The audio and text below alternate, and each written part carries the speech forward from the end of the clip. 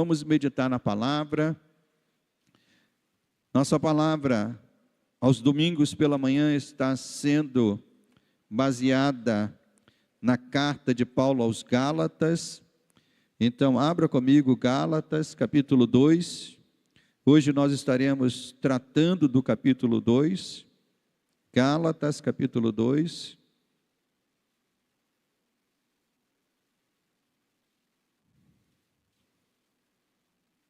Quem já abriu, diga amém.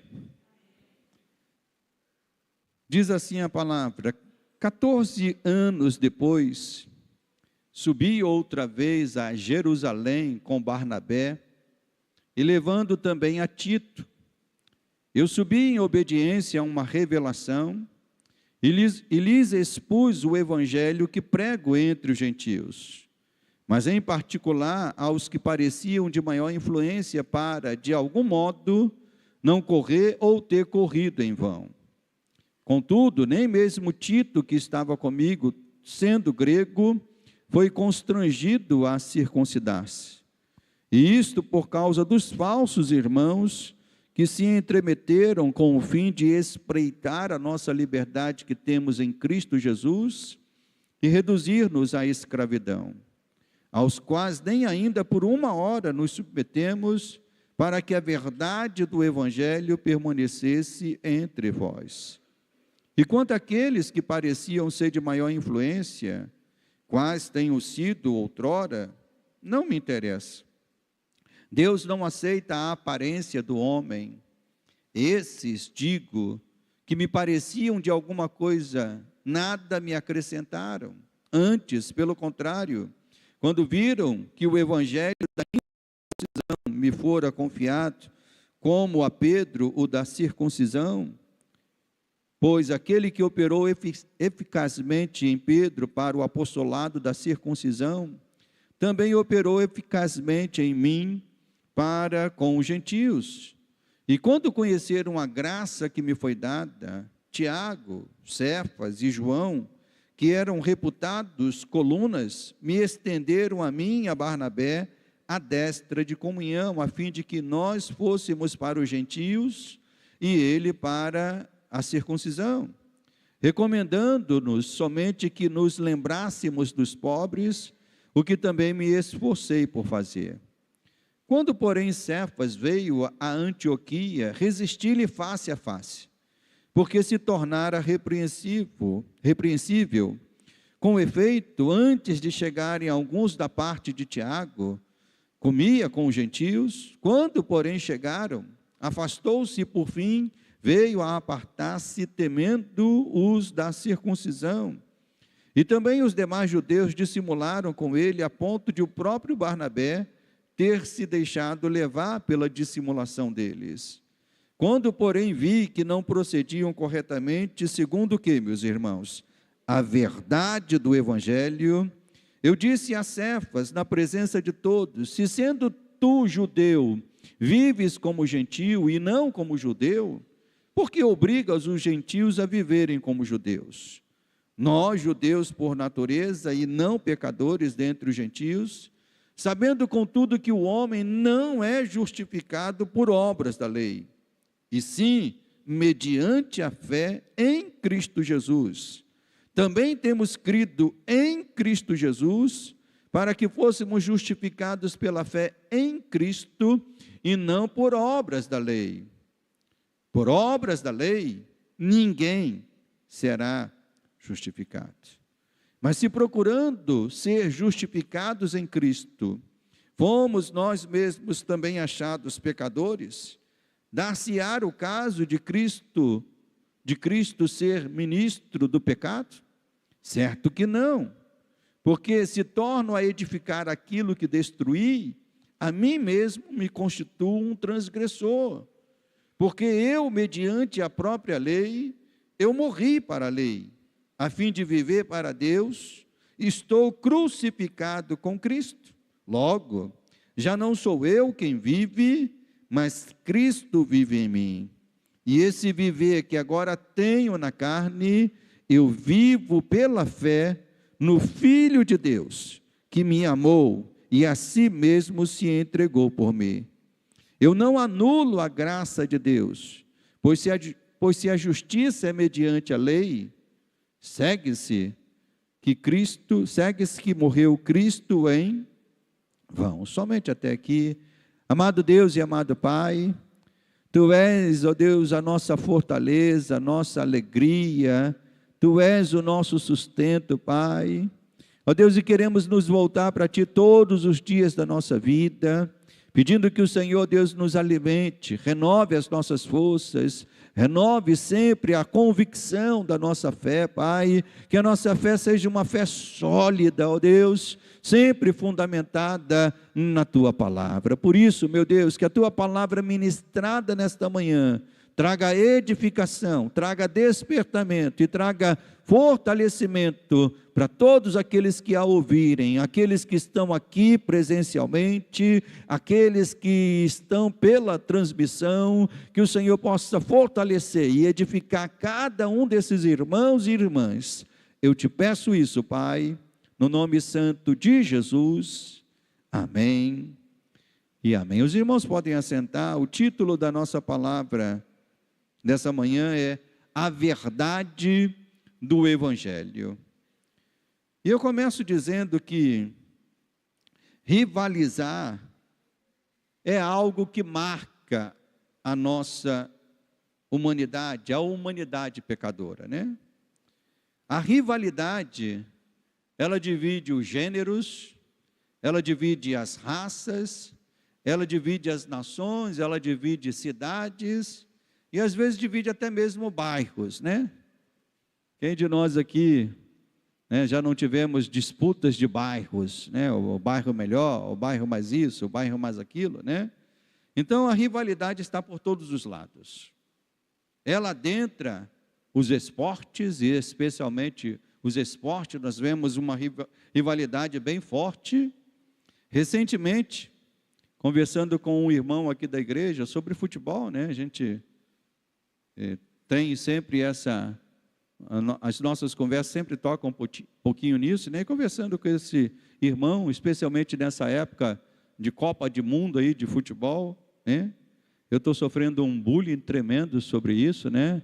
Que meu time é o único que não está lá, estou sofrendo, mas eu perdoo os irmãos que têm feito esse bullying comigo, tá bom? Está perdoado, né? Mas mesmo assim eu converso com alguns irmãos sobre futebol, e conversando com um desses irmãos, ele comentou dizendo: pastor, no Brasil, eu só torço para um time de futebol, porque eu disse para ele que o meu não estava lá, mas que eu selecionei um outro time para torcer, né? Estou torcendo para o time da minha esposa, vamos assim dizer, né?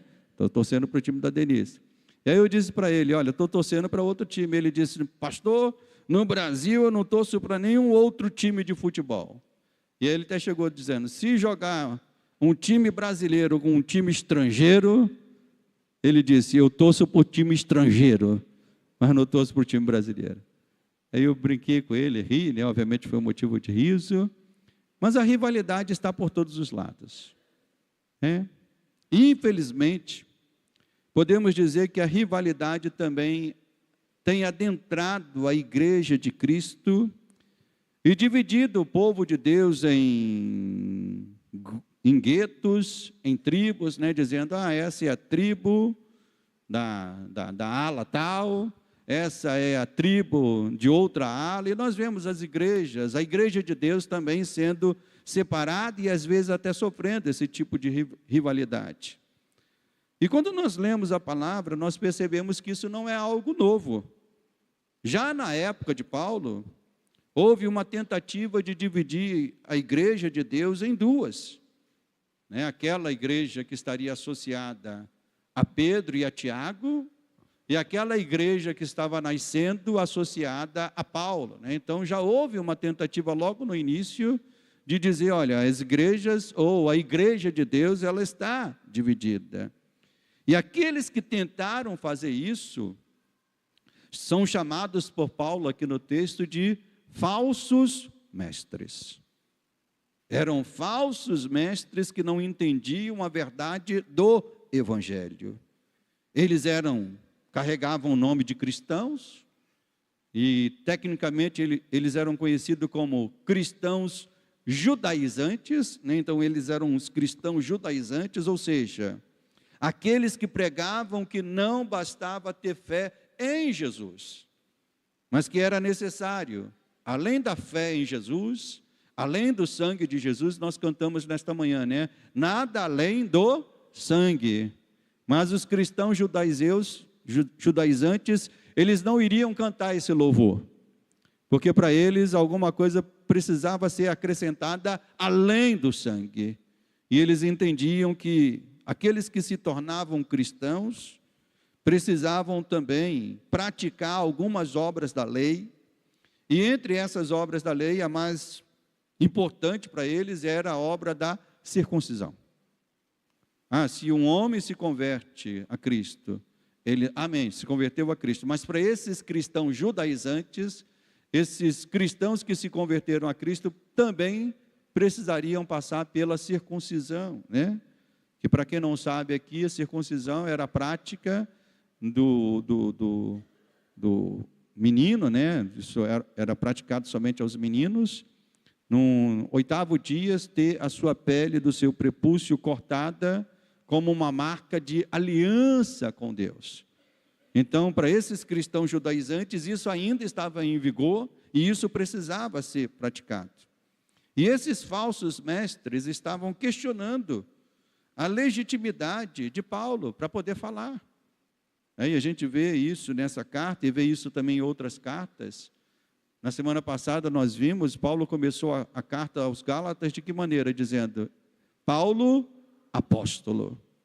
Por que Paulo começou a carta dele desta maneira? Porque nas igrejas da Galácia, o apostolado de Paulo estava sendo questionado. Era ele, de fato, um apóstolo? Afinal de contas, os apóstolos não foram escolhidos por Jesus? Então eles tinham muito claro que os verdadeiros apóstolos foram aqueles escolhidos por Jesus, lá registrado em Lucas, né? Em Lucas capítulo 6, se eu não me engano. Aqueles foram apóstolos, mas Paulo, para essas pessoas eles diziam, né? Paulo nem andou com Jesus, Paulo veio muito depois, então Paulo não era, para esses, um apóstolo legítimo, e aquilo que ele pregava não era o verdadeiro evangelho para eles. Mas infelizmente, meus irmãos, nós podemos dizer que os falsos mestres, eles não foram restritos à época de Paulo. Os falsos mestres estão por aí até os dias de hoje, né? Sempre querendo acrescentar alguma coisa ao evangelho, sempre querendo acrescentar alguma coisa à palavra. Eles estão aí em nossos meios, em nosso meio, e mais do que nunca estão ativos nos seus púlpitos, estão ativos na televisão, estão ativos agora nas redes sociais. Às vezes eu fico abismado quando eu vejo certos vídeos, né, atingindo lá milhares de visualizações, especialmente aqueles vídeos que querem falar de coisas polêmicas dentro da fé, dentro do evangelho. E aí esses vídeos as pessoas querem ver porque querem saber os detalhes dessas polêmicas, e nós vemos muitas vezes um falso evangelho sendo pregado e isso sendo espalhado. E estão promovendo nesses vídeos, nesses programas, por exemplo, sugerindo que a Bíblia precisa ser atualizada. Teve um pastor de uma igreja lá em São Paulo, uma igreja grande, um pastor muito influente, autor de livros, um pastor que tem uma inserção muito grande nas redes sociais, e esse pastor declarou que a Bíblia precisava ser atualizada para a realidade dos nossos dias. Alguns outros se levantam dizendo, olha, que todas as expressões de fé são válidas perante a Deus.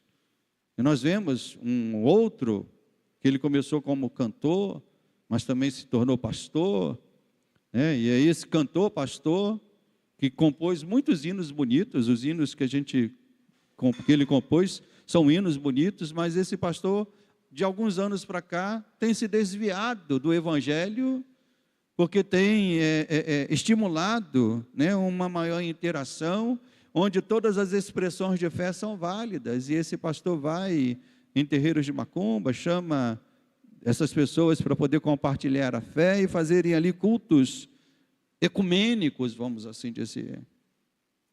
Então, vemos também um falso evangelho sendo propagado por meio daqueles que acreditam que por meio da força e da mente, o homem pode mover as mãos de Deus e pode mover o mundo espiritual. Então, meus irmãos, os falsos evangelhos estão por aí, sendo mostrados, sendo propagados, sendo promovidos. E como é que nós podemos fugir disso? Conhecendo o verdadeiro evangelho, conhecendo a verdade do evangelho.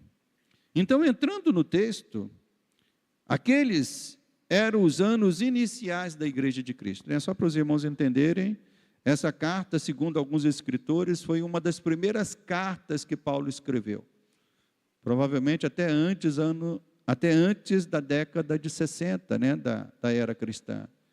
Então, o evangelho ou a fé em Cristo era algo muito novo, não tinha nem 30 anos circulando, né, o evangelho. Jesus teria morrido há pouco mais de 20 anos, então a fé evangélica era algo muito novo, eram os anos iniciais da igreja. O evangelho era a boa nova que estava circulando.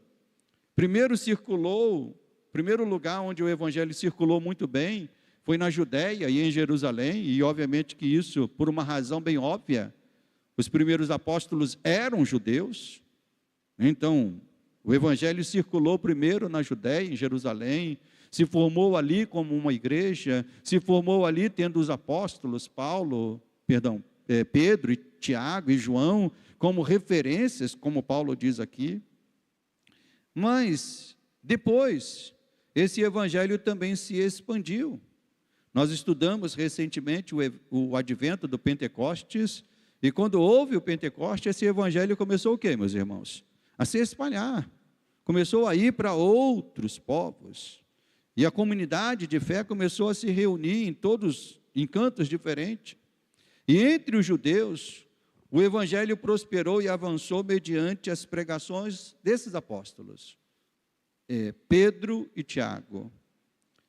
Mas nem todos, como acontece nos dias de hoje, abraçaram ou compreenderam a verdade do evangelho de maneira plena, né? Só para os irmãos terem essa ideia, nem todo mundo que se diz cristão é cristão. Isso não é só na época de hoje, não. Isso também na época de Pedro e Tiago. Eles pregaram o evangelho, e nós vemos até mesmo pela palavra, que muitos confessavam Jesus, mas alguns não tinham uma conversão plena e verdadeira. Nós vemos no livro de Atos, que até teve um homem chamado Simeão, né? Simão, que era mágico, ele se converteu, mas ficou de olho no poder que Pedro tinha, e ele até achou que por dinheiro ele podia comprar aquilo. Então, como que pode uma pessoa convertida achar que por dinheiro pode comprar o poder de Deus? Então, nós vemos que estas coisas aconteciam também no início da igreja. Pessoas abraçavam o evangelho, mas não compreendiam ainda plenamente a verdade do evangelho. Lembre-se que entre os judeus convertidos, haviam alguns que vieram do farisaísmo. Então, quando a mensagem do evangelho chegou na Judéia, em Jerusalém, houve pessoas salvas, né, entre os fariseus, entre a classe sacerdotal, entre o povo. Então, alguns que vieram do grupo dos fariseus, eles ainda estavam apegados às suas tradições. E eles queriam fazer ainda um mix, vamos assim dizer, os irmãos entendem a palavra mix? Queria fazer uma mistura, né, entre o evangelho que estava sendo pregado e entre as suas crenças antigas. E esse fato está muito bem registrado no livro de Atos. Vamos dar um pulo lá, em Atos, capítulo 15, só para os irmãos entenderem o contexto. Atos, capítulo 15. Nós vemos que essa era a realidade da igreja, né, nos seus primeiros anos. Atos, capítulo 15.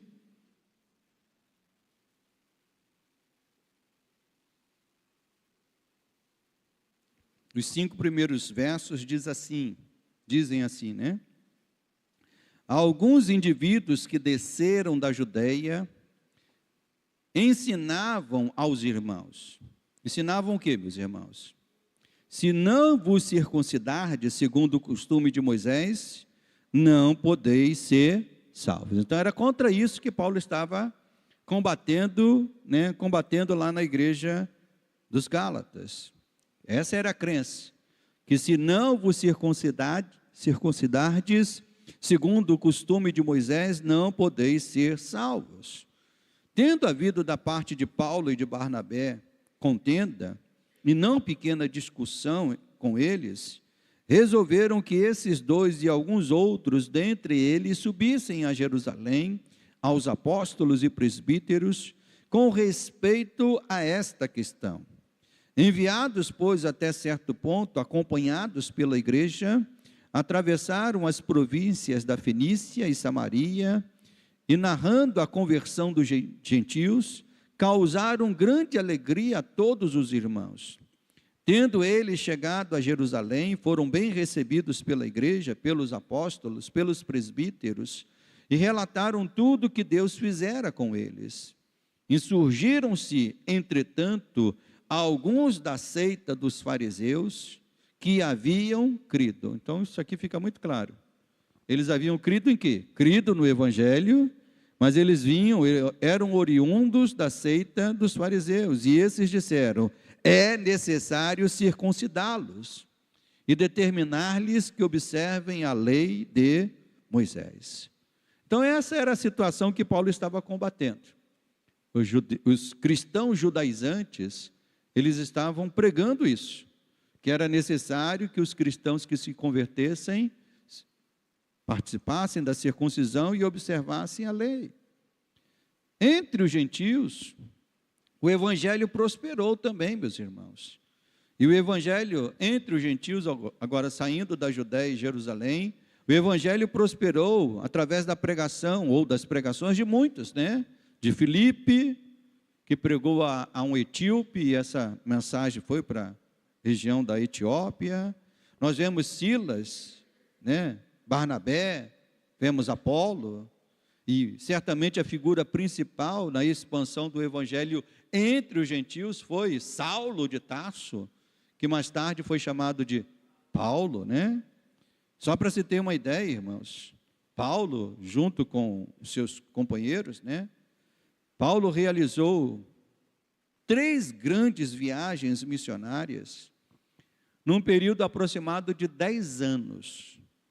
Esteve em aproximadamente 27 cidades pregando o evangelho. E a gente pode dizer, é um fenômeno. O apóstolo Paulo foi um fenômeno, né, da expansão do evangelho. Em 10 anos, ele esteve em 27 cidades pregando Cristo Jesus. Pregando, instituindo igreja, fundando igreja, e aquelas igrejas depois prosperavam, eram nomeados novos líderes para aquelas igrejas, né? E essas aqui são algumas dessas igrejas da Galácia, né? Paulo esteve em 27 cidades, e a carta que estamos lendo e estudando, provavelmente foi destinada a 4 igrejas, né? Quando alguém pode dizer assim, mas era a igreja dos Gálatas. Sempre é importante entender isso aqui. A carta não foi escrita para uma igreja chamada Igreja dos Gálatas. A carta foi escrita para as igrejas da região da Galácia, né? Por isso que tem o nome de Gálatas, mas não havia uma igreja lá. Provavelmente essa carta foi destinada a 4 cidades, ou 4 igrejas, né? A igreja da Antioquia, a igreja de Icônio, de Listra e de Derbe, né? Que compreendiam naquela época a chamada região da Pisídia, ou Pisidia, né? E nós podemos dizer que Paulo foi um fenômeno que até hoje é estudado nos seminários de evangelização e de implantação de igreja. Algo que até onde sei, meus irmãos, não sei se foi repetido depois dele. Pelo menos, nunca ouvi falar de um homem que esteve em 27 cidades, pregando e plantando igrejas, num período de 10 anos, eu não sei. Então, Paulo foi um fenômeno. Então, as notícias que estavam acontecendo na igreja, além da Judéia e de Jerusalém, incomodou esses cristãos judaizantes. Vamos imaginar, né? Os cristãos judaizantes lá em Jerusalém, lá na Judéia, ouvindo falar desse homem chamado Paulo. Ele está viajando o mundo grego, o mundo romano todo, está falando de Jesus, está implantando igreja, e começa aquele burburinho: será ele um apóstolo de verdade? Será ele alguém autorizado por isso? Então, as notícias estavam incomodando esses cristãos judaizantes. E surgiu uma acusação, versículo 4, vamos voltar ao Gálatas, capítulo 2. Surgiu uma acusação, diz aqui no verso 4, e isto por causa dos falsos irmãos que se entremeteram com o fim de espreitar a nossa liberdade que temos em Cristo Jesus e de nos reduzir à escravidão. Esses falsos irmãos, eles estavam acusando que o evangelho que Paulo pregava era diferente do evangelho de Pedro e Tiago, né? Que Paulo estava pregando um evangelho falso. Mas Paulo mostra que não era um evangelho falso. Porque esse evangelho foi exposto a esses apóstolos, e esses apóstolos, diz a palavra, que estenderam, né, diz aqui o texto, né, que estenderam, verso 9, e quando conheceram a graça que me foi dada, Tiago, Cefas e João, que eram reputadas colunas, me estenderam a mim, a Barnabé, a destra da comunhão. Então Paulo e Barnabé receberam dos demais apóstolos a confirmação dizendo: olha, vocês estão pregando um evangelho verdadeiro. Vocês, né, são dos nossos. E ainda que se falasse, como diz aqui no texto, evangelho da circuncisão que foi dado a Pedro e o evangelho da incircuncisão que foi dado a Paulo, nós devemos entender, irmãos, que eles não estavam falando de duas verdades diferentes. Eles estavam falando de uma só verdade. Da mesma forma que hoje nós falamos, por exemplo, igreja pentecostal, igreja reformada, igreja anglicana, nós podemos dar esses nomes a essas igrejas, mas a verdade com respeito à salvação, que deve reger todas as igrejas, a verdade é uma só, né? A verdade é uma só, e essa verdade é a verdade que nós extraímos do Evangelho de Cristo. Então, essa primeira parte do texto, Paulo está falando da sua ida até Jerusalém, onde ele, Barnabé e Tito foram conversar com os demais apóstolos, expuseram o evangelho que ele pregava lá nas outras cidades, e esses apóstolos estenderam as mãos para eles e disseram: você está pregando a verdade do evangelho. Isso aconteceu na primeira parte em Jerusalém, na Judéia. Mas na segunda parte do texto, que começa a partir do verso 11, a história agora acontece em outro lugar, acontece numa dessas cidades, né, da região da Galácia, acontece na região da Antioquia, ou seja, uma das cidades que faziam parte das igrejas às quais a carta foi destinada. E o texto diz que o apóstolo Pedro foi até Antioquia, chegou e ficou lá com os irmãos da igreja de Antioquia, e num primeiro momento, né, estavam ali felizes, Pedro estava participando de tudo ali, né, bem à vontade entre os irmãos, bem tranquilo, né? Mas tudo estava indo bem, até que o texto diz assim, né, verso 11 e verso 12. Quando, porém, Cefas veio a Antioquia, resisti-lhe face a face, porque se tornara repreensível. Com efeito, antes de chegarem alguns da parte de Tiago, Pedro comia com os gentios. Quando, porém, chegaram, afastou-se e, por fim, veio apartar-se, temendo os da circuncisão. Então, estava tudo indo bem, até que chegaram aqueles vindo da parte de Tiago, e provavelmente esses cristãos judaizantes, né, que queriam que todo cristão fosse circuncidado. E parece que o método desses homens era um método bem convincente, né? Eles certamente tinham uma retórica muito boa, porque convencia pessoas que ouviam ele a respeito disso. O próprio texto fala que Barnabé, verso 13, né? E também dissimularam, né? E também os demais judeus dissimularam com ele, a ponto de o próprio Barnabé ter se deixado levar pela dissimulação deles. Então, até Barnabé, ouvindo o que eles disseram, foi levado, né, pelos argumentos desses cristãos judaizantes, dos falsos irmãos. E Paulo ficou irado e confrontou Pedro, confrontou Barnabé, confrontou os cristãos judaizantes que vieram da parte de Jerusalém, mostrando que a verdade do Evangelho, meus irmãos, e a essência do Evangelho não pode ter acréscimo. Em outras palavras, Paulo estava dizendo, o que eu estou pregando aqui é a mesma coisa que Pedro está pregando lá. A verdade do Evangelho é uma só. E nós vemos que essa tentação para acrescentar algum tipo de justificação no homem perante Deus, especialmente justificação por obras, é algo que aconteceu na época de Paulo e é algo que vem acontecendo ao longo dos séculos, né? Alguém se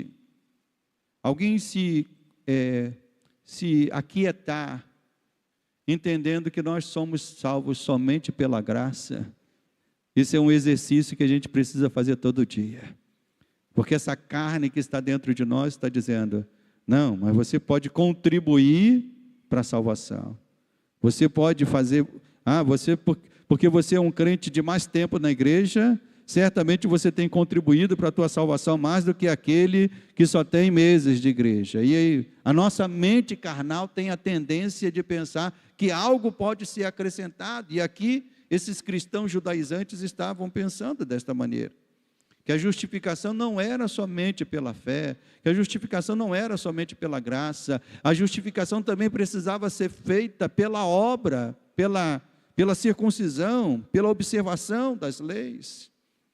E comentando esse texto de Gálatas, capítulo 2, John Stott escreveu que a reação de Paulo, ouça isso que é muito interessante, que a reação de Paulo, quando confrontou Pedro, quando confrontou Barnabé, quando confrontou os outros cristãos, a reação de Paulo não foi uma reação motivada por um gênio explosivo que ele poderia ter, ou porque Paulo gostava de disputas teológicas, onde ele via alguém para surgir ali um debate, então Paulo era esse que gostava de disputar teologicamente, e nem porque Paulo viu em Pedro um rival dele, dizendo assim, não, eu sou o apóstolo dos gentios, Pedro é o apóstolo dos judeus, então se eu me sobressair a Pedro, será melhor. Então, John Stott diz que nenhuma dessas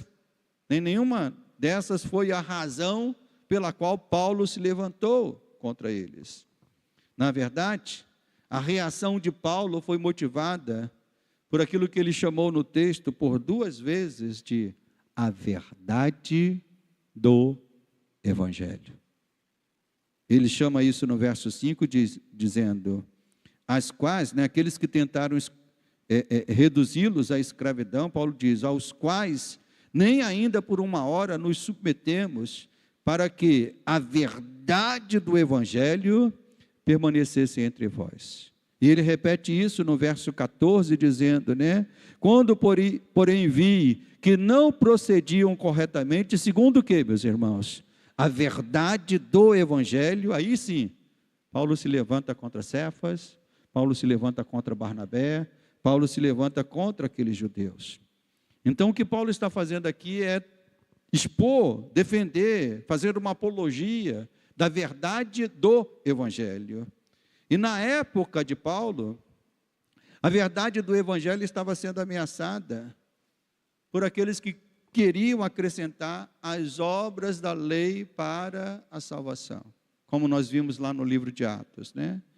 Eles foram até, os apóstolos disseram, aqueles que se converteram, eles precisam circuncidar, precisam observar a lei. Então, eles estavam querendo acrescentar as obras da lei para a salvação. Então, na época de Paulo, nós vemos a verdade do evangelho sendo minada, né? Querendo ser minada. Como eu já falei recentemente, na época de Agostinho, falamos isso na semana passada, Pelágio também queria validar que o livre arbítrio era importante como instrumento de salvação. E Agostinho teve que se levantar para defender a verdade do evangelho. Na época que seguiu a reforma, nós vemos mais uma vez Armínio, que queria restaurar o livre-arbítrio de Pelágio, agora argumentando que este era precedido por uma graça que capacitava o homem. Olha, quando a gente estuda esses detalhes, olha como que é a sutileza disso, né? Armínio, ele colocou uma sutileza dizendo assim, olha, quando Deus vai salvar alguém, Deus coloca uma graça capacitadora nesse homem, para que a vontade dele seja uma vontade boa, para ele escolher se vai ser salvo ou não.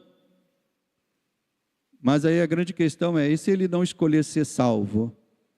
Aquela graça então foi capacitadora? Que capacidade foi essa? Uma graça que é dada para que a última palavra seja a palavra de quem? De Deus ou do homem?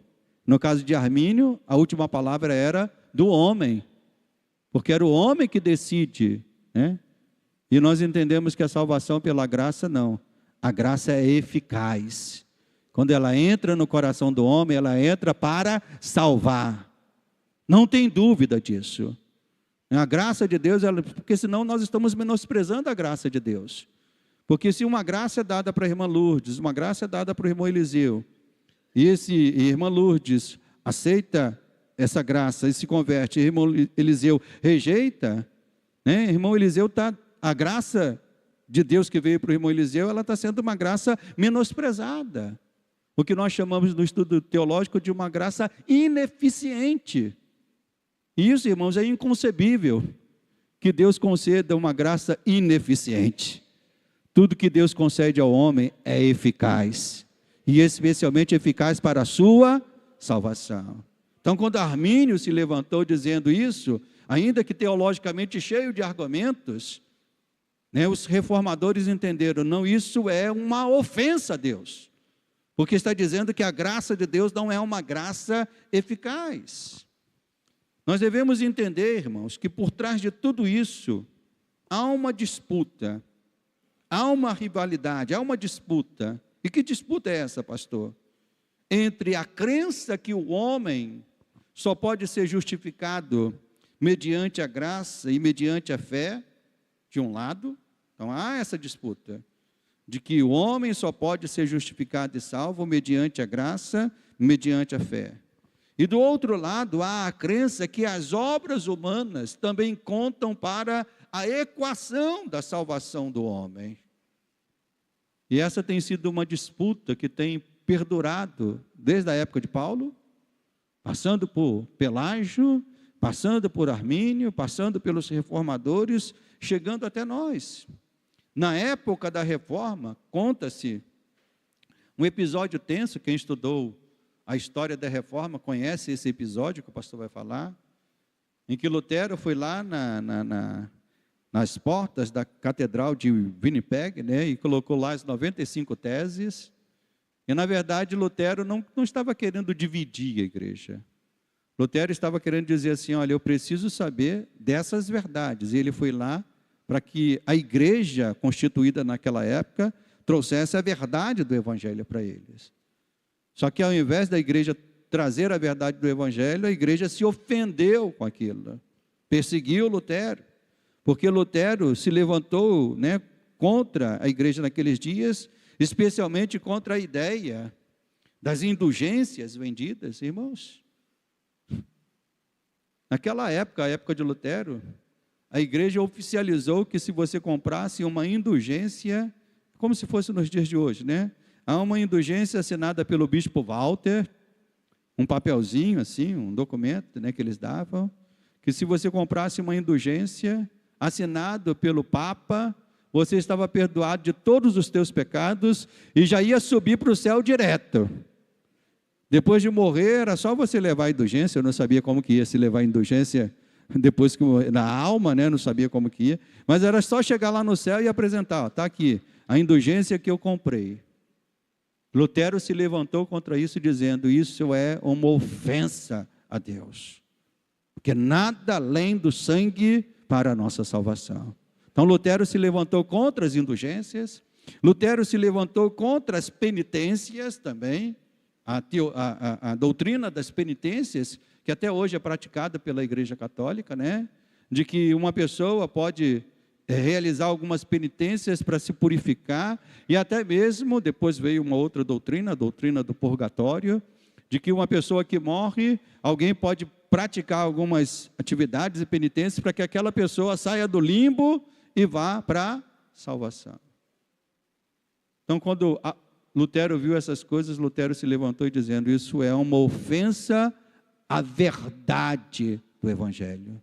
Porque a verdade do Evangelho nos ensina que somente por Cristo Jesus, pela graça, mediante a fé, é que nós podemos ser salvos. E Lutero foi condenado, excomungado pela Igreja Católica. E aí esse episódio que o pastor quer falar, né? Ele foi levado até uma cidade, né, para uma assembleia que aconteceu, conhecida como a Assembleia de Homs, né, e ele foi levado até mediante a autoridade da Igreja Católica naqueles dias, para que ele pudesse se retratar daquilo que ele havia falado. Foi dado a Lutero o direito de se retratar, para que ele pudesse não ser excomungado e expulso da igreja. Mas a sua resposta ficou para a história como um grito em defesa do que nós chamamos da doutrina da justificação pela fé. E ele disse o seguinte, abre aspas, estou cativo pelas passagens das Sagradas Escrituras que mencionei, e a minha consciência está presa à palavra de Deus, e não posso e nem quero revogar qualquer coisa, pois não é sem perigo e nem salutar agir assim contra a consciência. De outra maneira não posso. Aqui estou eu, que Deus me ajude. Lutero estava dizendo, a não ser que eu seja convencido pela palavra, é que eu possa me retratar. Então Lutero ficou firme, meus irmãos. A verdade do Evangelho a que Paulo se refere aqui na carta é uma só. E essa verdade do Evangelho que Paulo citou aqui no verso 5, no verso 14, essa verdade do Evangelho que Paulo se refere na carta, ela é uma só, em todos os tempos e em todos os lugares.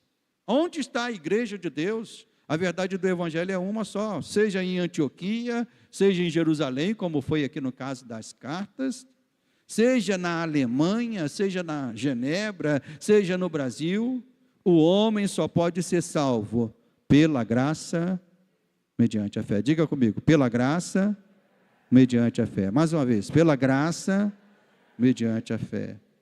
E isso fica declarado no verso 16, quando Paulo diz, sabendo contudo que o homem não é justificado por obras da lei, mas sim o que, meus irmãos? Mediante a fé em Cristo Jesus. Também temos crido em Cristo Jesus, para que fôssemos justificados pela fé em Cristo e não por obras da lei. E Paulo faz essa afirmação maravilhosa, porque por obras da lei ninguém será justificado. Então voltar a exigir a observância da lei, irmãos, para a salvação do pecador, era um retrocesso. Era por isso que Paulo estava tão irado contra as igrejas da Galácia, especialmente contra os falsos mestres, porque eles estavam cometendo um retrocesso, na verdade, mais do que um retrocesso. Nas palavras de Paulo, eles estavam trazendo de volta aquele povo à escravidão. No verso 4 ele diz: e isto por causa dos falsos irmãos que se entremeteram com o fim de espreitar a nossa liberdade que temos em Cristo Jesus. E Paulo diz, e de nos reduzir de novo ao quê, meus irmãos? A escravidão. E mais à frente, ele vai desenvolver isso, para os irmãos que estão anotando. Depois você lê o capítulo 5, dos versos 1 a 4, Paulo fala a respeito disso. O que ele quer dizer com essa escravidão? Então não se podia voltar à lei de forma parcial e selecionada. O que Paulo vai desenvolver, depois os irmãos vejam depois, é dizendo isso, olha, que quem quiser observar um item da lei, na verdade tem que observar todos. Porque você não pode selecionar a lei só para observar uma parte. A circuncisão, guardar o sábado. Paulo está dizendo, vocês querem voltar para a lei? Se vocês querem voltar para a lei, vocês têm que voltar para cumprir todos os mandamentos da lei. Não se podia voltar de uma maneira selecionada.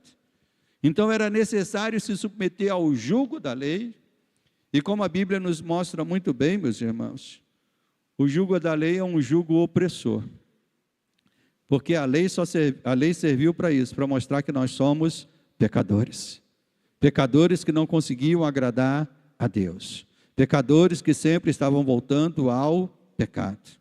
Então, a tentativa de voltar à lei levava aqueles que tentavam isso a um estágio terrível, irmãos.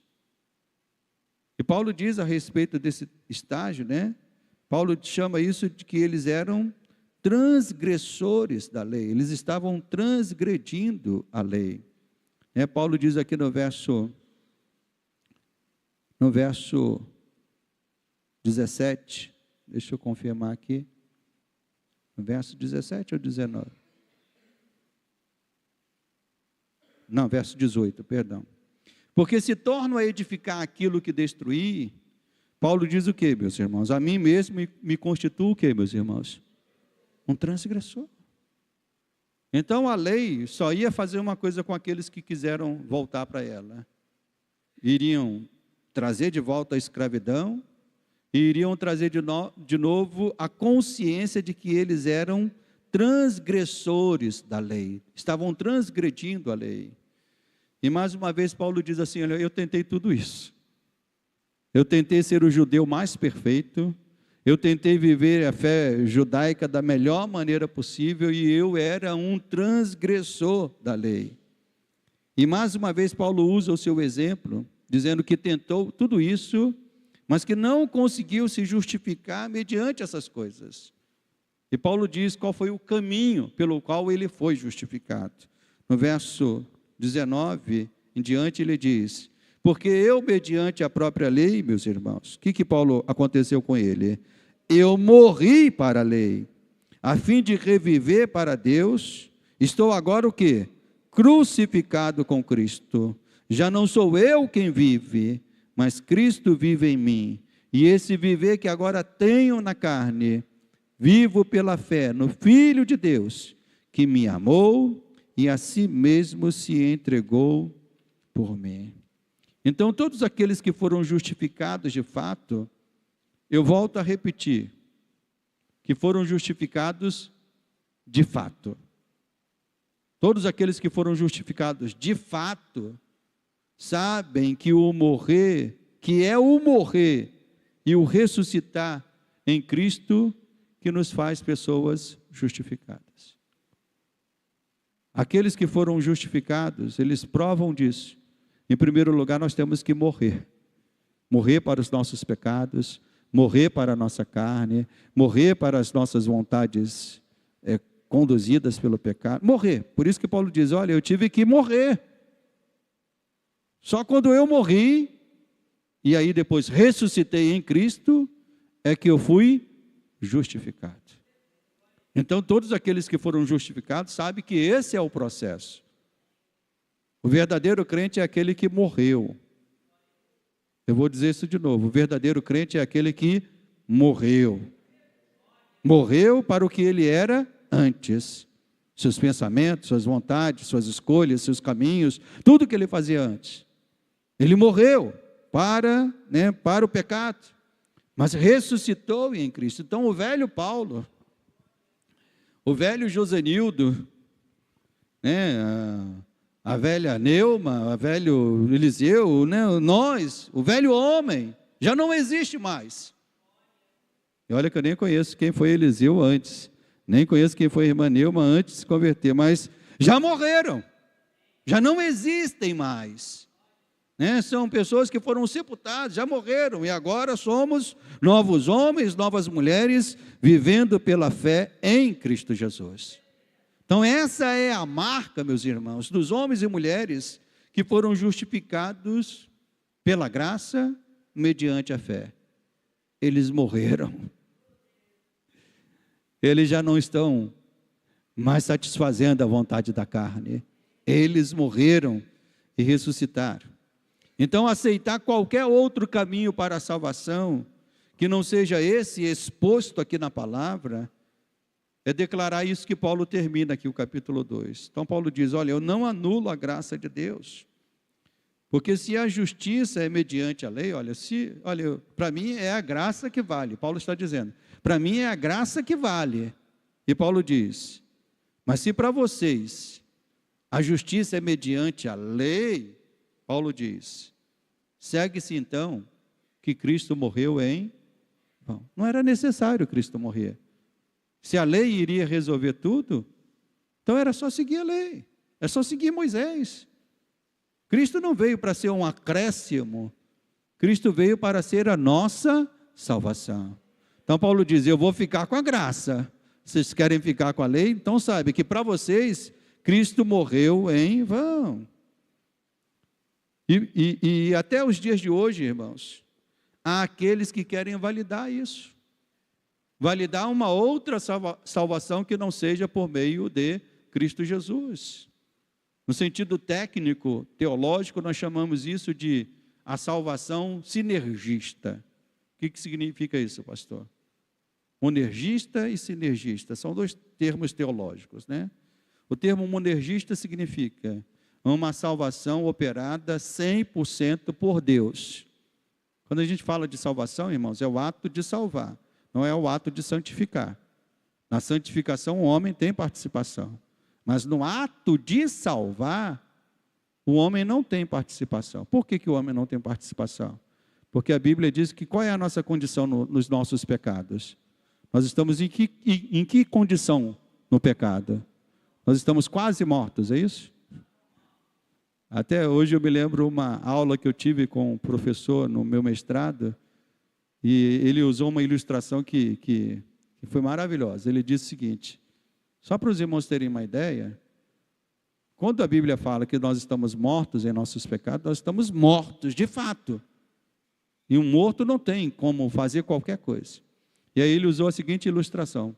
Para alguns, parece que o pecado foi algo que afetou alguém que estava num prédio, no alto de um prédio, mais ou menos no terceiro andar, e aquela pessoa caiu do terceiro andar, e o pecado fez a pessoa cair, então a gente chama de queda no pecado, e essa queda no pecado foi uma queda do terceiro andar, a pessoa caiu no chão, se machucou, quebrou os ossos, mas não morreu. Ele está com os ossos quebrados, está com a perna quebrada, está assim meio que falando, mas não morreu. Esses que pensam isso são chamados de sinergistas, porque eles acreditam que essa pessoa que não morreu nos seus pecados, ainda pode dizer, eu quero ser salvo dessa maneira, podem ter alguma atitude para a salvação. No contexto monergista, nós cremos que a pessoa, quando caiu do pecado, ele caiu de um prédio de 45 andares. Caiu de cabeça no chão. Não sobrou nada.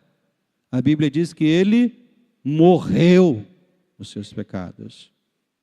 Então, a única coisa que pode fazer aquela pessoa viver é isso que Paulo está dizendo. Ele morreu e ele precisou o quê, meus irmãos? Ressuscitar em Cristo Jesus. Foi Cristo que deu a salvação. Paulo já era circuncidado. Paulo já observava a lei, mas isso não serviu de nada para a salvação dele. ele precisou que Cristo fosse até ele e trouxesse esta salvação. Então, quando nós entendemos isso, irmãos, é algo maravilhoso, nós estamos compreendendo a verdade do Evangelho. E essa verdade do Evangelho, ela não pode ser contaminada. Paulo compreendeu por uma revelação e provou isso na sua própria vida, que ele não tinha como ser salvo se não fosse pela graça de Deus. Porque todo o esforço que ele tinha feito foi em vão. E isso não se aplicava somente a ele. Na verdade, todos os homens. Paulo começa dizendo na carta, vamos voltar ao que Paulo disse lá nos primeiros versículos. Paulo diz assim no verso 4, do capítulo 1, verso 3 e 4. A graça a vós outros e paz da parte de Deus, nosso Pai, e do nosso Senhor Jesus Cristo. E Paulo diz, o qual se entregou a si mesmo, e Paulo usa aqui o seguinte termo, se entregou de que maneira, meus irmãos? Pelos nossos pecados.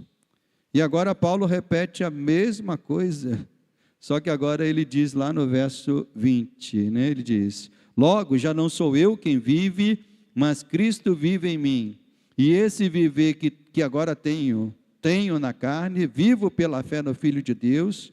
E Paulo diz o quê? Que me amou e se entregou, agora ele diz o quê? Pelos nossos pecados? Paulo diz que se entregou por mim. Paulo estava dizendo, olha, o mesmo Cristo que se entregou pelos vossos pecados, foi o Cristo que se entregou para me salvar.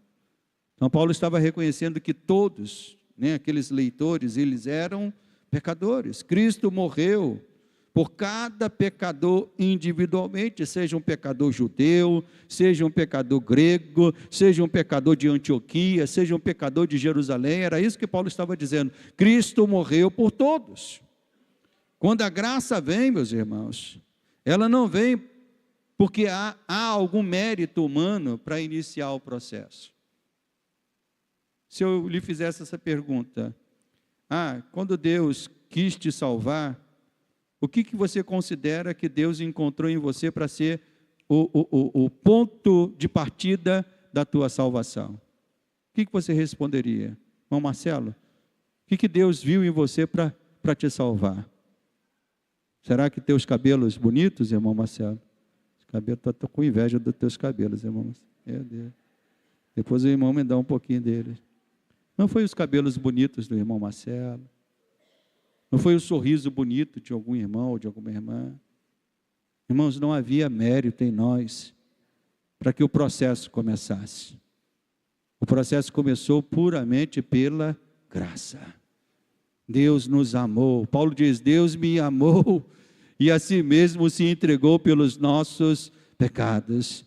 Então não há um mérito, a única forma que temos para garantir a nossa salvação, então não é mediante a circuncisão, não é mediante qualquer coisa que o homem possa fazer, a única forma que temos para garantir a nossa salvação é entender que essa salvação é pela graça em Cristo Jesus. É pela graça em Cristo Jesus.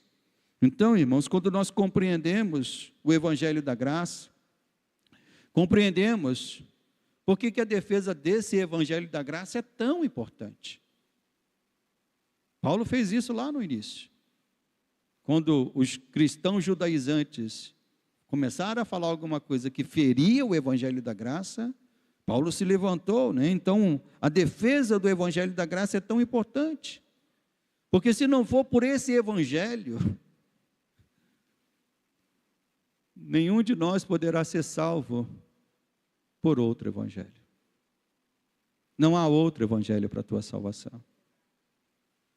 Não há outro Evangelho para a tua salvação. Se você não foi salvo pela graça, você não vai ser salvo de jeito nenhum. Essa é a mensagem da palavra. Porque por mais que você possa se esforçar, o teu esforço vai ser um esforço vão. Não vai garantir a salvação.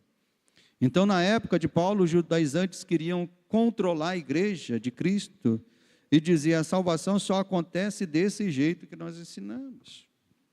Ainda hoje, há líderes que querem controlar a igreja de Cristo, insinuando que somente pelas igrejas que eles lideram é que a pessoa pode ser salva.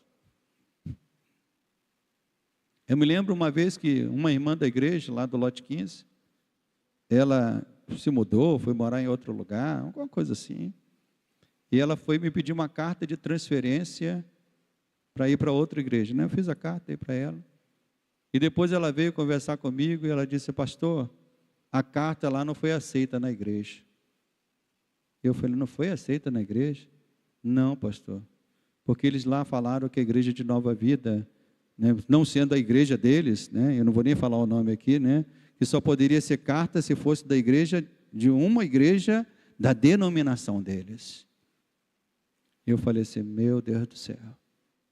Mas há sim líderes que querem pregar e dizer: olha, que se você não for da Nova Vida, por exemplo, né, não vai ser salvo. Se você não for da Assembleia, não vai será salvo. Se não for da Universal, não será salvo. E Paulo está dizendo: olha, não é esse o caminho. Você pode seguir o que o apóstolo Pedro está dizendo, porque ele está dizendo a verdade do Evangelho. O que importa é a verdade do Evangelho. Então, porque Pedro está pregando a verdade do Evangelho, aqueles que abraçarem essa verdade serão salvos. Porque eu estou pregando a verdade do Evangelho aos gentios, aqueles que abraçarem essa verdade será salvo. Mas Paulo estava dizendo: você não vai ser salvo se abraçar a circuncisão ou qualquer coisa parecida. Então a nossa preocupação, meus irmãos, não deve ser com o nome que a igreja vizinha coloca em sua parede. Sim.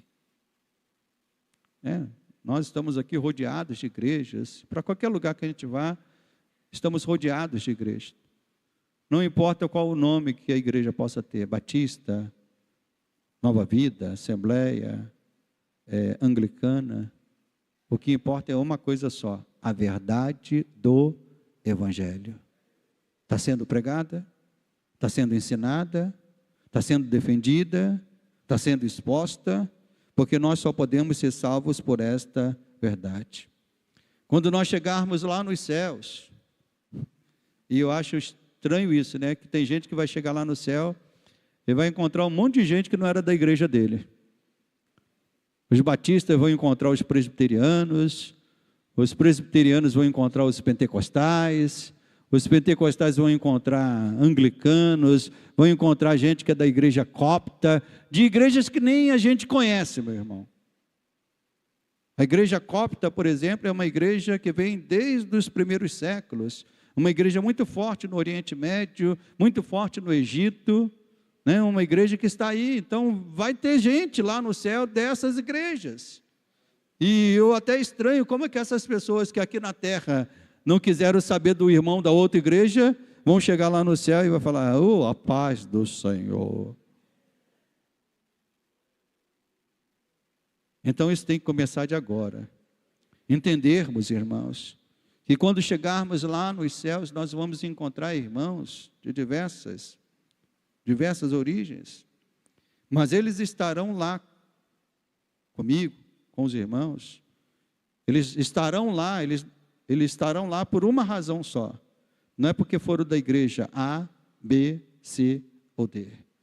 É porque eles acreditaram, firmemente acreditaram, que eles só poderiam ser salvos pela graça, mediante a fé em Cristo Jesus. Então vamos acabar com isso. Não sejamos como esses cristãos judaizantes. Vamos olhar uns para os outros e nos alegrarmos com a graça de Deus, que tem alcançado as mais diversas pessoas, pecadores de diversas fontes, né?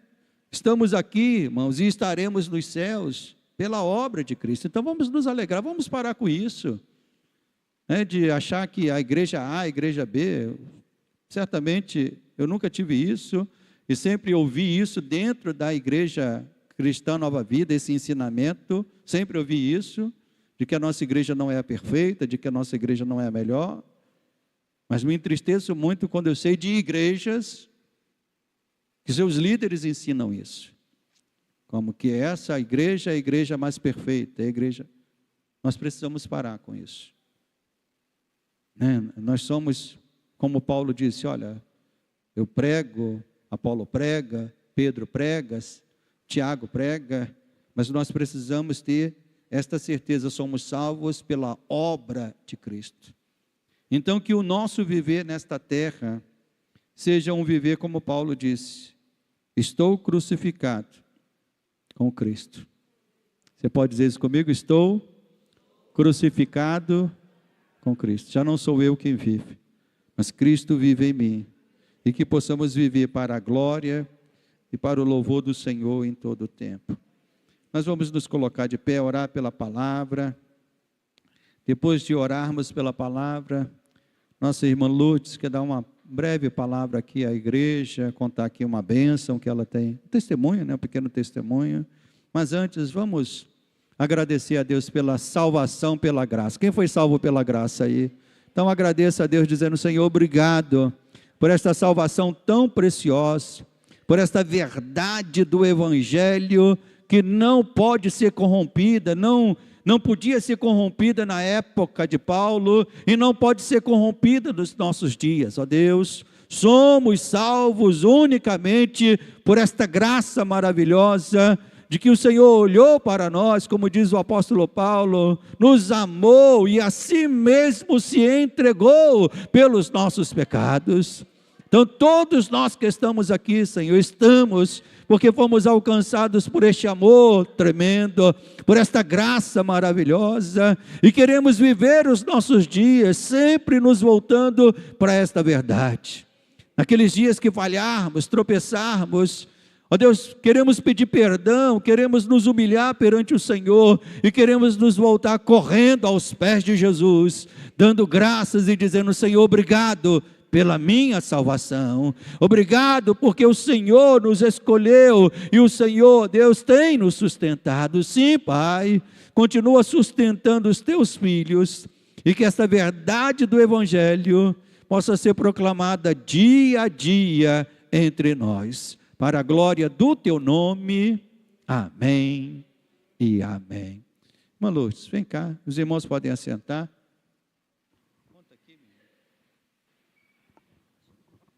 Bom dia a todos os irmãos e irmãs. Eu pedi a oportunidade ao pastor Josenildo para dar um testemunho, né? Ontem, meus filhos sempre vão almoçar comigo no sábado, né? E ontem a minha filha chegou, eles pegaram um pouco de engarrafamento, atrasou um pouco, e ela chegou e foi direto, falou comigo e foi direto falar com o pai. Aí eu tinha terminado já o almoço e fui até lá no quarto, né? Estar com ela e ele. Aí ela começou a ministrar para ele, sabe?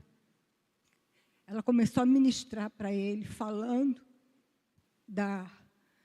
do amor de Deus, falando da presença do Senhor, falando que Deus tem falado ao coração dela, que é hora de regozijar.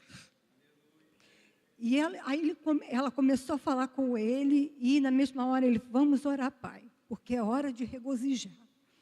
Aí ela começou a orar por ele.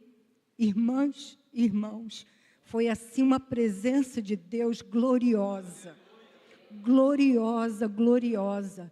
Ele começou a chorar.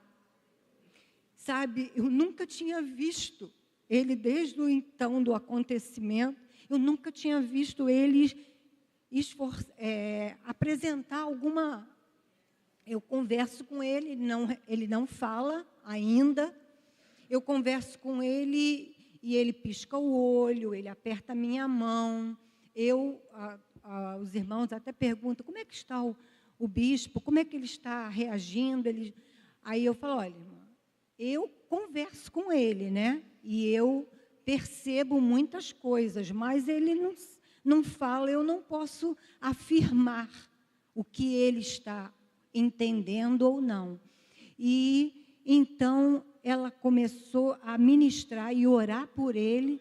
Aí eu estava de mão dada com ela e ela começou a apertar minha mão. Aí eu abri os olhos. Quando eu abri os olhos, ele estava saltando de tanto que ele se glorificava, de tanto que ele, sabe, na presença de Deus, ele começou a saltar assim, sabe, a cabeça, e ele chorando, chorando. E eu falei assim: Aí eu olhei, eu comecei a chorar também, os meus netos chorando, todo mundo se alegrando, né, pelaquela copiosa presença de Deus e o que ele foi cheio do Espírito Santo, sabe?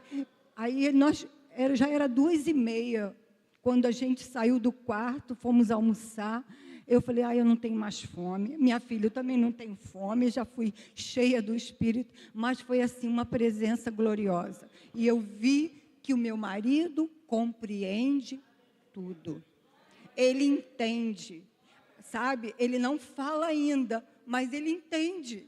E foi uma prova de Deus para nós, aquela manifestação do Espírito Santo, dizendo se é hora de se alegrar, é hora de se regozijar. E eu agradeço a igreja, porque eu sei que os irmãos têm orado muito por nós. E alegre-se no Senhor. Alegre-se no Senhor, porque o Senhor grandes coisas está fazendo na vida dele. Amém? Obrigada. Aleluia. Glória a Deus, aleluia, Pai. Glória a Deus, aleluia. Glórias ao teu nome, Pai, seja exaltado, seja bendito, Deus. Aleluia, glória a Deus. Vamos nos colocar de pé. Obrigado, meu Deus, obrigado. Glória a Deus. Quando eu viajei lá para fora, eu não, nos primeiros dias eu não estava muito à vontade para falar o inglês nos lugares que eu ia. Mas há um lugar que eu ia que eu me sentia muito à vontade. Era quando eu entrava nas igrejas. Porque mesmo não entendendo perfeitamente o que o outro falava, a linguagem espiritual da presença de Deus facilitava as coisas, né? Bispo Weber é um homem de Deus, Raquel é uma mulher de Deus, irmã Lourdes é uma mulher de Deus, John é um homem de Deus, o Weber é um homem de Deus, a Vanessa é uma mulher de Deus. Eu creio que quando eles estão reunidos há uma linguagem espiritual ali, a linguagem da presença de Deus, da glória de Deus. Eu creio que o bispo certamente fala essa linguagem de maneira plena e perfeita. Vamos orar por ele, vamos orar pela família. Amado Deus e amado Pai, Deus, obrigado por essa boa notícia, essa boa nova que chega até nós nesta manhã, Senhor, de ouvirmos falar dessa expressão emocional, vibrante, que o teu servo teve no meio da oração, Senhor. Meu Pai, isso nos mostra que certamente o Senhor está visitando o coração dele, a mente dele, o íntimo dele, que o Senhor está suprindo a necessidade dele, porque aquilo que conseguimos no Senhor não é tirado de nós, Senhor. Ó Deus, e o Espírito que foi colocado nele, esse Espírito não saiu com o AVC, o Espírito está lá, sustentando, fortalecendo, amparando, capacitando, meu Pai. Por isso, meu Deus, que o teu servo possa, dia a dia, ter expressões, Senhor, da tua presença e da alegria que vem do Senhor. Continua sustentando a irmã Lourdes, continua sustentando os filhos, a nora, os genros, os netos. Meu Pai, que esta família possa passar por experiências com o Senhor, meu Pai. Que o Senhor possa sustentar esta família em todo o tempo. Nós te pedimos isso, Pai. E se temos chegado ao final desta reunião, que o Senhor nos leve agora, guardados, protegidos e sustentados, pelo teu amor, pela graça salvadora de Jesus, e por esta presença maravilhosa do teu Espírito, desde agora e para todos sempre. Amém e amém. Que Deus abençoe os irmãos.